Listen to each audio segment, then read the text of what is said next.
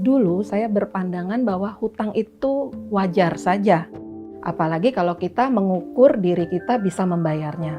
Karena kita punya income, kita punya target, ada kurun waktu tertentu dan kita yakin kita bisa mengembalikan hutang itu. Jadi dulu saya berpikir berhutang nggak ada masalah, yang penting kita bisa membayar. Sejalannya waktu ya Tuhan izinkan kami mengalami masalah berikutnya, di mana suami saya sudah kena stroke. Ya, jadi butuh terapi, pengobatan yang cukup intens sehingga 1 tahun itu saya memang dengan sumber income hanya 1 dari saya karena suami akhirnya tidak bekerja, membuat saya sudah mulai hidup prihatin.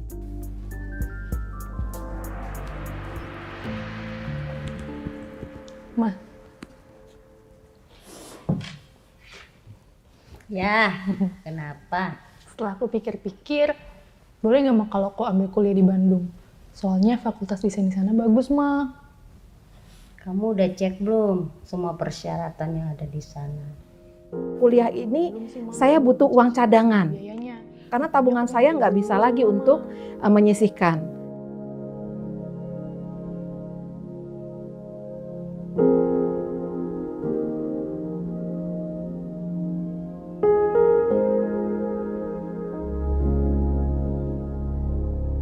Jadi mulai Maret 2019 itu saya dan suami akhirnya sepakat, oke, kita ambil kredit lagi dengan SHM Agunan. Suami memang waktu itu menyetujui, puji Tuhan 1 tahun suami udah pulih betul-betul. Tapi dia bekerjanya serabutan sehingga income-nya dia pun tidak mencukupi untuk kebutuhan kami. Saya juga coba untuk mengajukan pinjaman di kantor, potong gaji. Itu aman karena tidak ada bunga, jadi potong gaji. Dari sisa gaji yang saya miliki, saya harus bayar cicilan untuk agunan saya. Untuk bayar pinjaman cicilan itu melebihi dari 1/3 income saya sudah ngos-ngosan. Karena income saya sendiri sudah dipotong untuk pinjaman kantor. Akhirnya bulan pertama supaya tidak kena denda saya bisa bayar. Tapi kemudian bulan kedua saya mulai mikir-mikir saya harus bayar pakai apa. Karena ternyata anak saya yang pertama ada kebutuhan dadakan, dia ada paduan suara, ada lomba dan sebagainya, ada kebutuhan yang memang di luar dari rutinitas. Mau tidak mau, saya supaya tidak kena denda, saya coba berpikir saya ambil KTA yang lain atau biar cepat saya ambil pinjol, pinjaman online.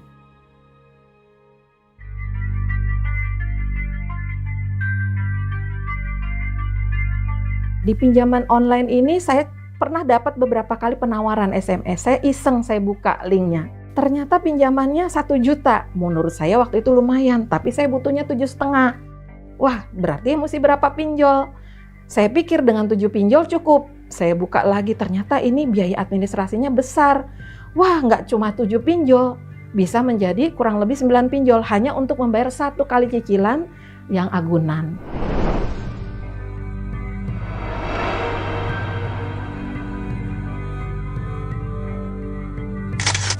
Nah, begitu pinjol-pinjol itu sudah setujui, cair semua di rekening saya, 9 pinjol itu oke, saya pikir oke, nggak apa-apa. Yang penting sekarang uang ada di tangan untuk bayar cicilan. Nanti urusan bayar, saya mikir lagi berikutnya. Saya berharap karena saya guru, ada sertifikasi. Wah, nanti juga ada sertifikasi cair gitu. Sebentar lagi juga tenang, bisa kebayar. Tutup semua beres, saya tenang. Ternyata tidak cair-cair. Masalah berikut terjadi.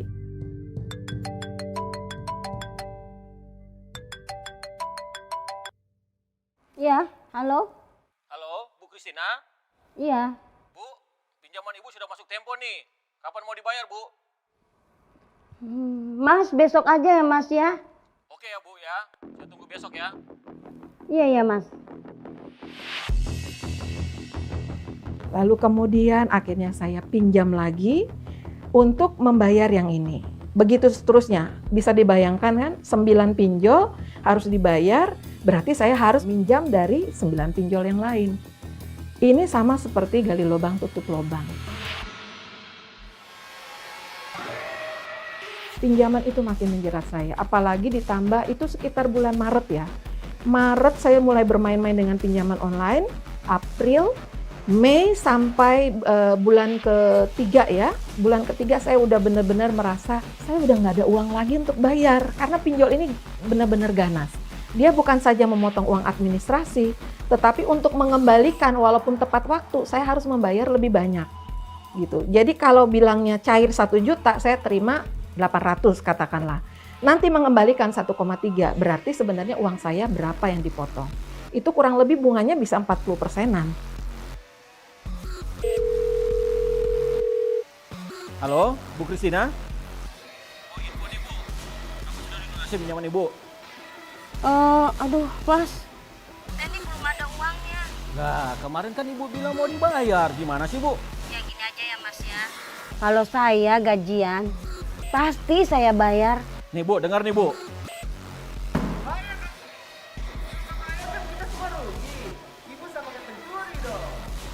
Tuh, Bu.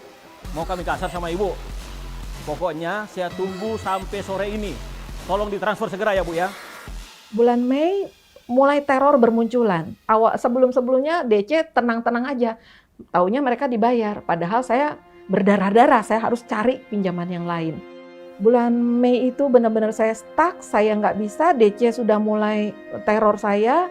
Kreditur-kreditur memang ada beberapa ya, ada SHM, ada agunan mobil juga. Jadi banyak sekali yang kalau dihitung-hitung totalnya udah melebihi 40-50 kali lipat dari income saya.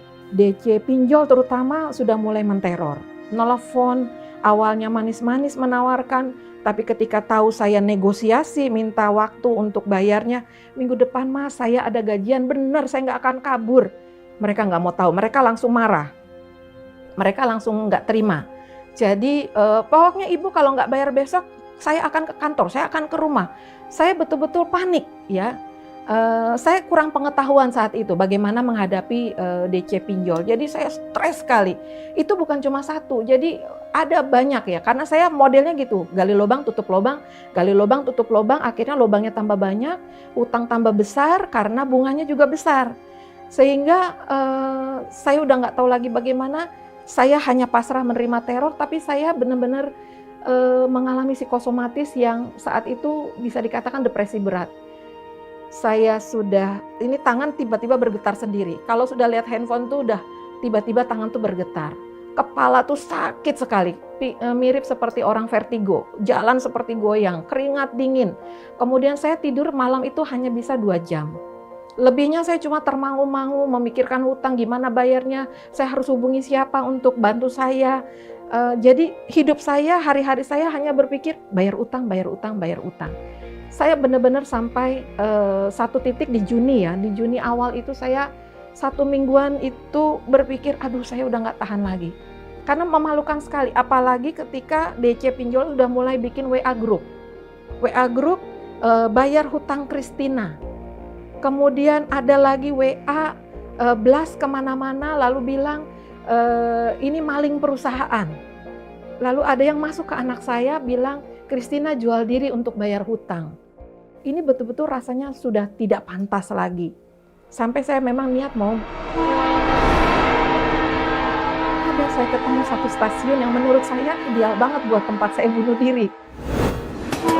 Dan kalau saya mati, hutang saya pasti nggak akan ditagih. Siapa yang mau tagih? Karena saya yang mengajukan aplikasi.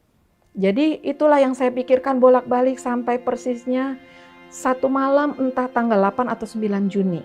Saya sudah frustrasi sekali, saya sudah lelah sekali, saya udah nggak berani buka handphone. Saya buka selimut saya lipat di lantai, lalu saya tersungkur. Saya cuma bisa menangis. Saya cuma bisa berdoa sama Tuhan.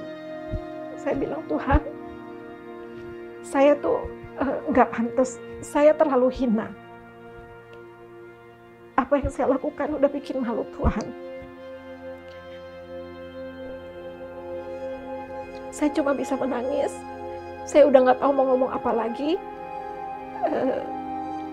Saya hanya menangis terus. Saya cuma mohon belas kasihan Tuhan. Sampai Tuhan tidak audible bicara. Saya berharap Tuhan audible supaya saya kuat. Tapi ternyata Tuhan tidak audible. Hanya saja pikiran saya langsung dibuka di Mazmur 121. Aku melayangkan mataku ke gunung-gunung, dari manakah akan datang pertolonganku? Pertolonganku ialah dari Tuhan yang menjadikan langit dan bumi. Itu Mazmur Daud mengingatkan saya. Saya introspeksi diri, oh ternyata saya betul-betul saya belum jadi orang yang benar di hadapan Tuhan. Saya belum menempatkan Tuhan betul-betul jadi penolong saya. Di situ saya malu, saya menangis lagi sama Tuhan. Saya hanya cuma bisa bilang, Tuhan ampuni saya, Tuhan ampuni saya. Saya hanya butuh belas kasihan Tuhan. Hidup saya hanya saya perlukan kasih karunia Tuhan. Saya nggak sanggup Tuhan. Besok saya harus menghadapi debt collector. Saya harus bersandiwara di depan teman-teman. Saya berusaha kuat, padahal saya sebenarnya hancur. Di tengah malam itu saya bilang, Tuhan sekarang apa maumu atas saya, atas hidup saya. Ini sudah terjadi, semua sudah buruk. Buat saya udah nggak sanggup menyelesaikan. Saya tahu saya tidak bertanggung jawab Tuhan. Tapi saya nggak mampu menyelesaikan. Saya harus lakukan apa Tuhan? Ketika saya sedang memejamkan mata menangis, pikiran saya langsung dibuka. Pengalaman saya waktu pertama kali, kami sekeluarga mencari-cari gereja. Lalu ibadah pertama kami masuk ruangan, saya melihat ada hiasan dinding di dinding gereja. Tulisan yang cukup besar. Tulisannya keterbukaan adalah awal pemulihan. Langsung saya diingatkan, yang selalu mengingatkan kami jemaat untuk selalu terbuka adalah pemimpin jemaat kami, Pak Doni Tompunu dan Ibu Sandy Sujak.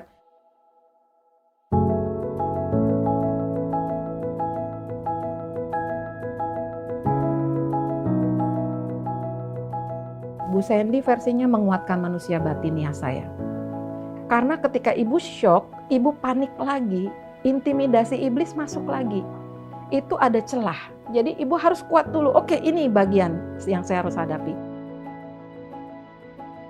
Lewat masalah yang saya alami, keterbukaan saya, Bu Sandy langsung memperkenalkan saya dengan Pak Juhono. Saya diajarkan bagaimana menghitung cost of living, bagaimana mengelola keuangan dengan metode rumah Kristus.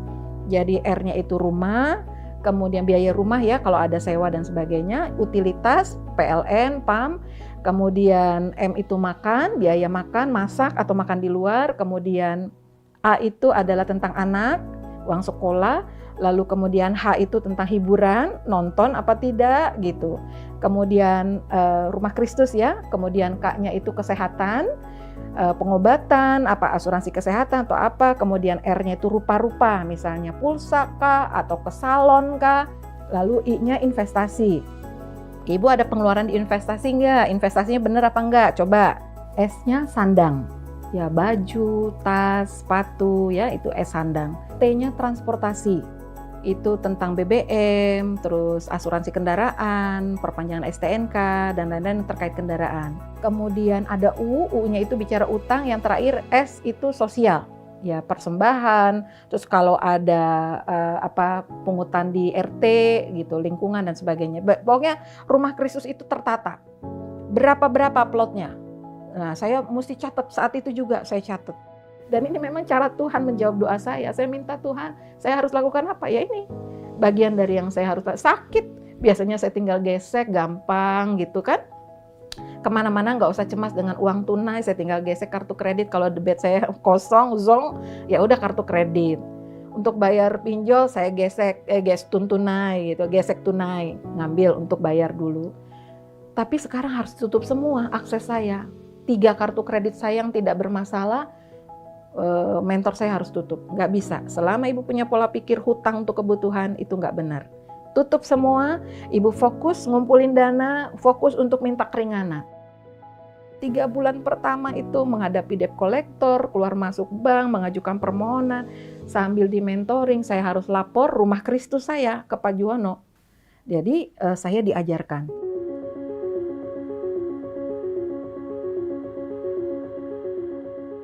Ibu harus terbuka pada anak-anak juga. Panggil, ceritakan masalah.